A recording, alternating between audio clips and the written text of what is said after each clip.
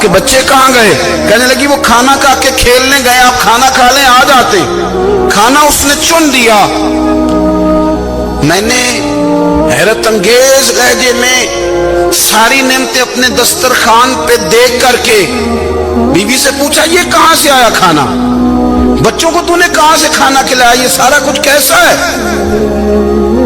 کہنے لگی پتہ نہیں آج آپ کس کریم کی مزدوری کرنے چلے گئے تھے، پتہ نہیں کس کریم کی، میرے گھر میں تو اتنی نعمتیں آئی ہیں کہ مجھ سے سنبھالی نہیں جا رہی، اتنا اناج ہے، اتنا گندم ہے، کس کریم کے دروازے آج چلے گئے تھے؟ یہ کہتے کہتے وہ اٹھی اور اٹھ کر کے کہنے لگی پہلے بڑا کچھ آیا تھا، اب کیا لے آئے ہو؟ اور جا کر کے نا اس نے وہ ریت والا رومال کھولا، کہنے لگے میں تو لے کے آیا تھا ریت، تو میرے رب نے اسے بھی سونے اور ہیرے بنا دیا تھا۔ جب آپ کی توجہ اللہ کی جانب، میرے نبی پاک صلی اللہ تعالی علیہ وسلم نے فرمایا ہر چیز اپنے رب سے مانگ، ہر چیز مانگ، ہر چیز مانگ۔ یا رسول اللہ کیا کچھ؟ میرے محبوب نے فرمایا تیرے گھر میں نمک بھی ختم ہو جائے تو وہ بھی اپنے رب سے مانگا کر، تو مانگنا وہ تجھے دے گا، تو اس کی بارگاہ میں کشکول طلب دراز تو کرنا۔ اور ترمذی شریف میں عجیب لفظ ہے، رسول کائنات نے فرمایا، رب کریم فرماتا ہے جب میرا بندہ ہاتھ اٹھاتا ہے نا تو مجھے حیا آتی ہے کہ میں خالی کیسے لوٹا دوں اس کے۔ اتنے بڑے بادشاہ کی بارگاہ میں دعا کی بڑی طاقت ہے۔ میرے نبی پاک نے فرمایا دعا مومن کا ہتھیار ہے، دعا مومن کا، دعا مومن کا۔ حضور نے فرمایا تقدیر کو سوائے دعا کے کوئی چیز نہیں بدل سکتی، دعا مومن کا ہتھیار ہے، یہ کافر کے پاس کوئی نہیں، یہ ہتھیار ہے مومن کا۔ اللہ کرے آپ کو سمجھ آئے، پھر سنیں، کئی بار کہہ چکا ہوں یہ ہتھیار ہے۔ کافر کے مقابلے میں جو تیرے پاس سب سے بڑا ہتھیار ہے وہ دعا ہے۔ دعائیں کرانی چھوڑ دی، کرنی چھوڑ دی، لینی چھوڑ دی۔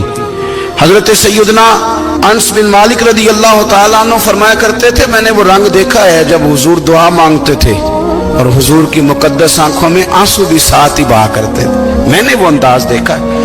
بھائی اپنا مصلی کا، عبادت کا، وظائف کا، اللہ اللہ کا سلسلہ اس کو مضبوط کرے، اپنی دعاؤں کے تعلق کو مضبوط کرے۔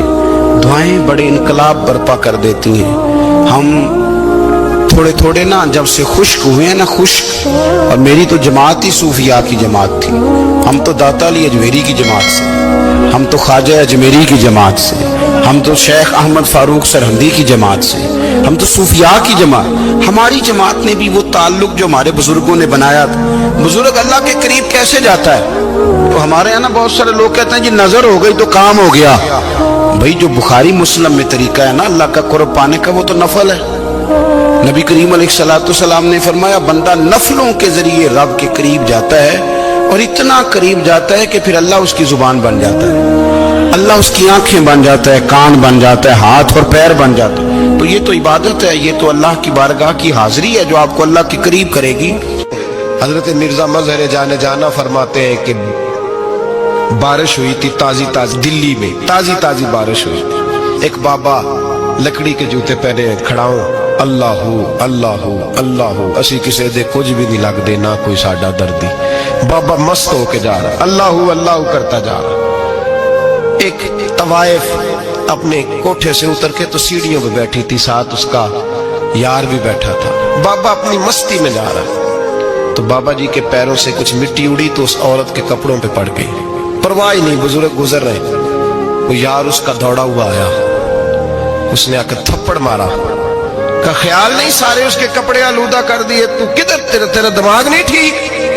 بابا نے نظر اٹھائی، کہا بیٹے میں نے دیکھا نہیں، چل اللہ تیرا بھلا کرے، تو نے بدلہ لے لیا۔ بابا جی چپ کر کے وَإِذَا خَاطَبَهُمُ الْجَاهِلُونَ قَالُوا السَّلَامَ، چپ کر کے گزر گئے۔